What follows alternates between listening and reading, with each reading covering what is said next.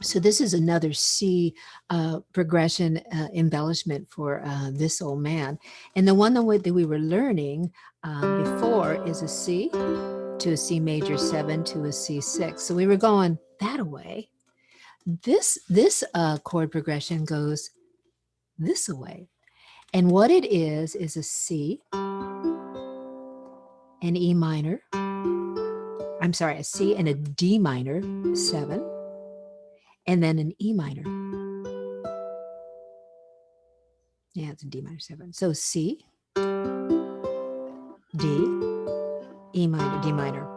So now let me show you what we're doing. I'm just making a C chord. And now I'm taking like a D form, okay? So we know what a D form looks like. It looks like this. It's 3 fingers stacked on top of each other.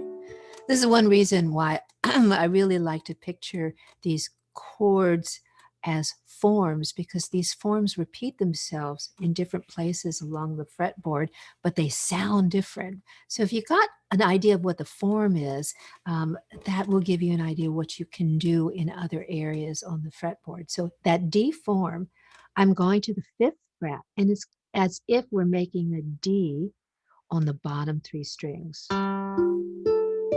It's really kind of a D minor or a G7 suspended, like so. So now let's let go. We're going to go C. And, you know, I'm using my ring finger in this case because I'm sliding it up to the 5th fret and then making that D form. See that? Now we're going to make an E minor form by just sliding that whole thing to the 7th fret. And then back to the D minor form. So it'll sound like this. This old man, he played one. He played knick-knack on my thumb. So let's just try this together and count it down really slow, starting with a C, and use your ring finger. 2, 3, 4. C,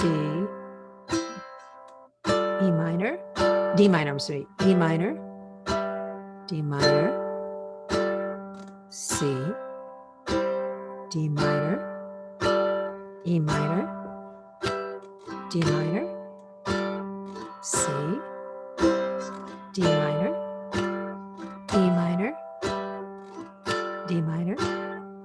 So let's try and sing it now. This old man, he played one. He played knick-knack on my thumb. Now this way, with a knick-knack, paddywhack, give your dog a bone. This